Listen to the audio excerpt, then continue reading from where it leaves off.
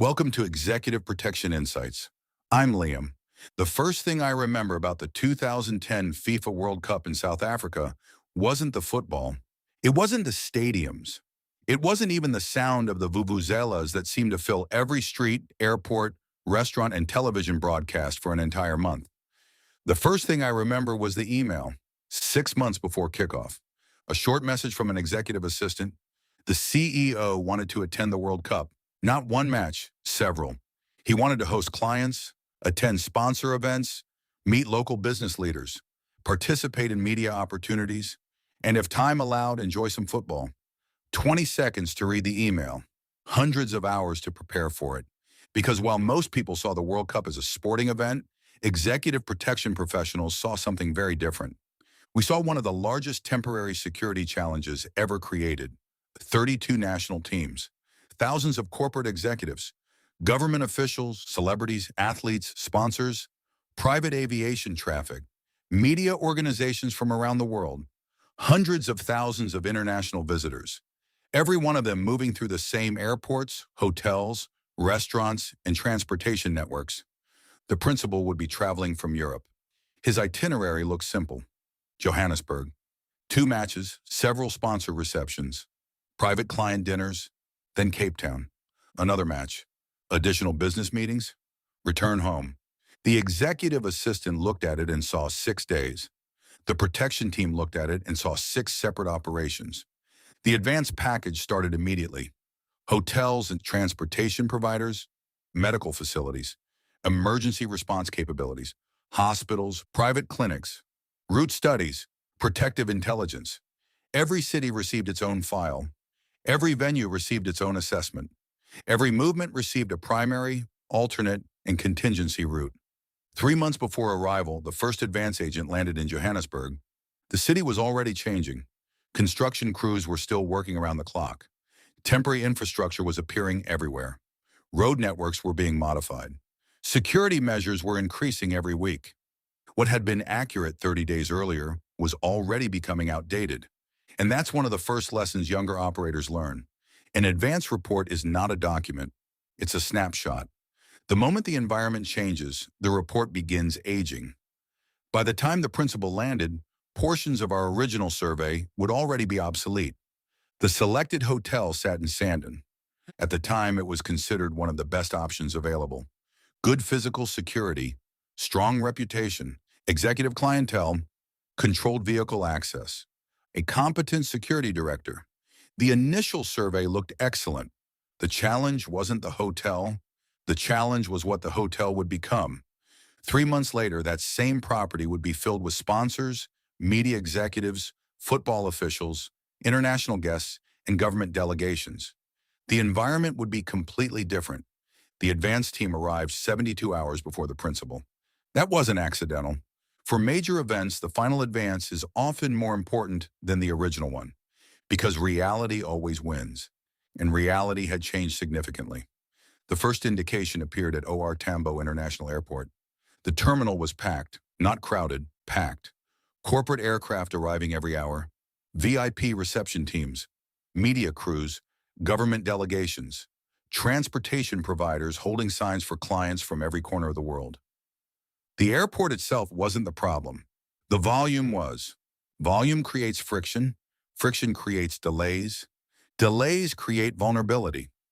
The transportation provider originally selected 6 months earlier was still in place, but their fleet was stretched. Drivers were working extended schedules. Vehicle availability was becoming limited. The advance agent spent most of the first day validating assumptions. Were the drivers still the same? Were the vehicles still the same? Were the response times still realistic? Had anything changed? The answer was yes. Everything had changed. The opening vehicle originally assigned to the operation was no longer available, committed to another client. The backup vehicle had become the primary. The backup for the backup was now sourced from another provider entirely. Nothing catastrophic, but every change creates risk, and every change requires verification. The hotel advance took most of the second day. The executive floor originally selected no longer existed in the form we expected. Several sponsors had reserved large blocks of rooms. Entire sections of the hotel were now occupied by organizations connected to FIFA. Room allocation shifted, access patterns changed. Elevator traffic increased dramatically. The original room selection was no longer ideal, so the advance team rebuilt the plan. Different floor, different room, different support rooms for the protection detail, different rally points, different emergency egress routes. Hours of work for adjustments the principal would never notice, which is exactly the point. The principal should never notice. That evening, the advance team conducted route reconnaissance between the hotel and Soccer City Stadium. The route package contained 3 options: primary, alternate, contingency. All looked acceptable on paper. None looked acceptable in reality. Traffic density had increased far beyond what earlier projections suggested. Several intersections were now controlled by temporary traffic management operations. Police checkpoints appeared in areas where none had existed during the original advance. Estimated movement time increased from 25 minutes to nearly an hour. Everything had to be recalculated.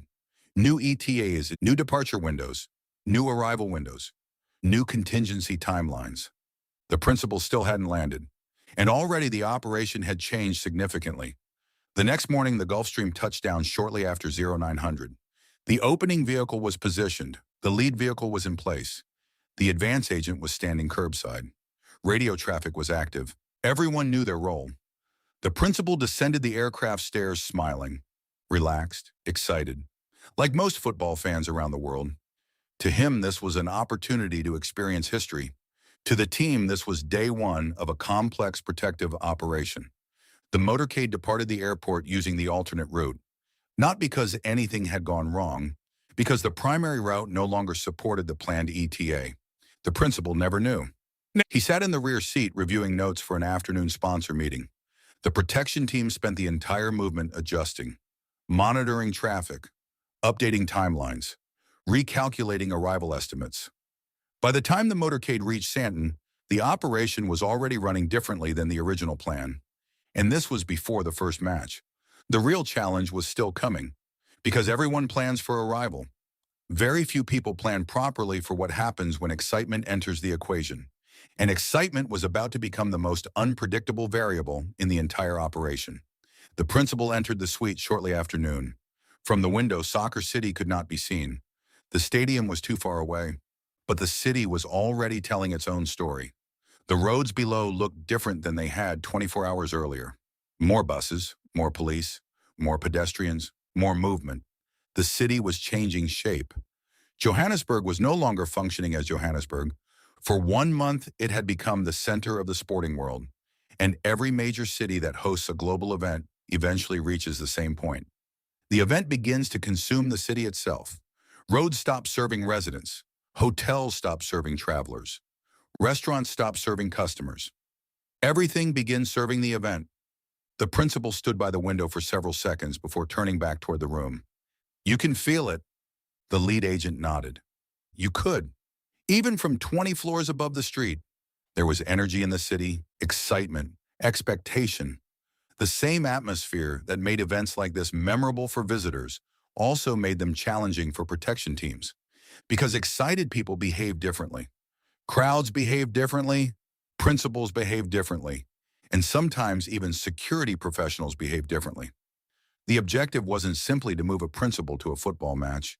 The objective was to keep control of the operation inside an environment specifically designed to encourage spontaneity.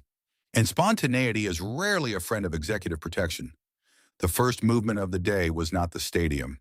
It was a sponsor luncheon, one of several corporate events built around the tournament.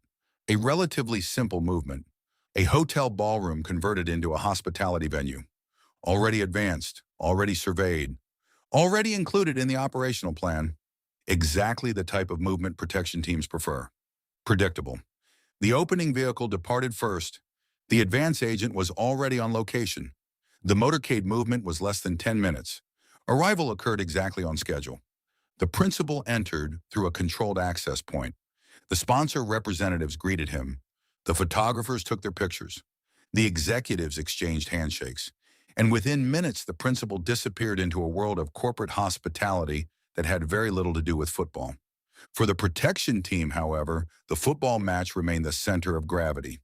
Everything revolved around the movement that would take place later that afternoon. The luncheon ended shortly after 2 o'clock. The principal was in a good mood.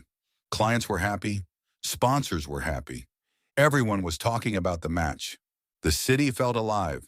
The type of atmosphere that makes people forget schedules, forget timelines, forget plans. The lead agent was standing near the rear of the room reviewing updates from the advance team when his phone vibrated. It was a simple message. 3 words. Traffic deteriorating rapidly. Nothing unusual, exactly what they expected. But it confirmed something important. The movement window was beginning to close. The original departure time had already included significant buffers. Those buffers were now disappearing. The lead agent looked across the room toward the principal. Still talking, still smiling, still enjoying the event. The problem with major international events is that everybody believes they have more time than they actually do, because the event itself becomes the focus. The operation fades into the background, until suddenly it doesn't. Eventually, the principal made his way toward the exit. The motorcade was already staged, drivers in position, radios active. The opening vehicle had departed several minutes earlier to verify route conditions. The advance agent was reporting from near the stadium. Everything was ready, at least as ready as it could be. The convoy rolled out of Santon and immediately encountered the first signs that the city was approaching saturation. Traffic was still moving, but only barely. Every major intersection seemed to contain supporters, flags hanging from vehicles, groups of fans walking along sidewalks, street vendors selling scarves and jerseys, police officers directing traffic in every direction. The city felt less like a city and more like a festival. At first, progress was acceptable. Slow, but acceptable. The ETA slipped by a few minutes, nothing concerning. The principal spent most of the movement looking out the window, watching supporters move through the city. Several times he commented on the atmosphere, the energy, the excitement, the scale, and honestly, it was difficult not to appreciate it. For all the planning, all the route studies, all the operational concerns, there was something remarkable happening outside. People from every corner of the world had gathered for a single purpose. The atmosphere was infectious. Even the protection team could feel it. Then the convoy reached the first major congestion point. Everything slowed immediately. The opening vehicle reported heavy traffic ahead, police diversions, pedestrian crossings, vehicle screening zones. Nothing dangerous, just volume. Too much volume. The convoy crept forward 500 meters. Stop. 300 meters. Stop. Another 100 meters. Stop. The ETA continued moving further away. The lead agent glanced at the dashboard clock, then at his phone, then at the stadium access timeline. The credential lane remained open. For now, the arrival window remained achievable. For now. The problem wasn't where they were. The problem was where they would be in 30 minutes if the traffic continued behaving this way. The principal eventually noticed. Of course he noticed. Everyone notices when a vehicle stops moving. He leaned slightly toward the window and watched a stream of supporters walking past. Thousands of them, all moving in the same direction, toward the stadium, toward the match, toward history. The convoy remained stationary. For nearly 2 minutes, nobody said anything. The lead agent knew exactly what was happening. Not outside. Inside the principal's head. He had seen it before, many times. The principal wasn't thinking about security. He wasn't thinking about access control. He wasn't thinking about protective formations. He was thinking about experience, about memories, about being part of the event. Eventually he smiled. Then he looked toward the lead agent. They're moving faster than we are. Nobody laughed, not because it wasn't true, because everybody knew what sentence was coming next. The principal pointed toward the crowd. Why don't we walk the rest of the way? The vehicle became very quiet. Outside, thousands of people were celebrating. Inside, calculations began immediately. The lead agent didn't answer right away. Not because he didn't know the answer, because he needed information. The radio came up first. Advance, this is lead. The response was immediate. Go ahead. Current crowd density between our position and gate 3? A brief pause and then the answer. Heavy, increasing every minute. The lead agent looked through the windshield. That matched what he was seeing. He asked another question. Can we maintain the credential arrival corridor if we transition to pedestrian movement? Another pause, longer this time. Possible, not guaranteed. That answer told him everything he needed to know. Not guaranteed. Three words that make protection professionals uncomfortable. The principal was still waiting, looking out the window, watching supporters pass by. The lead agent understood both sides of the problem. Operationally, remaining inside the vehicle maintained control. Emotionally, remaining inside the vehicle meant missing the experience entirely. And major events are emotional environments. The best protection teams understand that. Protection is not about saying no. Protection is about finding safe ways to say yes. The lead agent finally nodded. We can do it. The principal smiled immediately. The protection team did not, because they knew the operation had just changed completely. The moment the principal stepped out of that vehicle, everything in the movement plan would need to adapt. The motorcade operation would become a pedestrian operation. The secure arrival would become a crowd movement. The controlled approach would become a dynamic environment. The lead agent keyed his radio. All stations, stand by for change of movement. And just like that, months of planning met reality.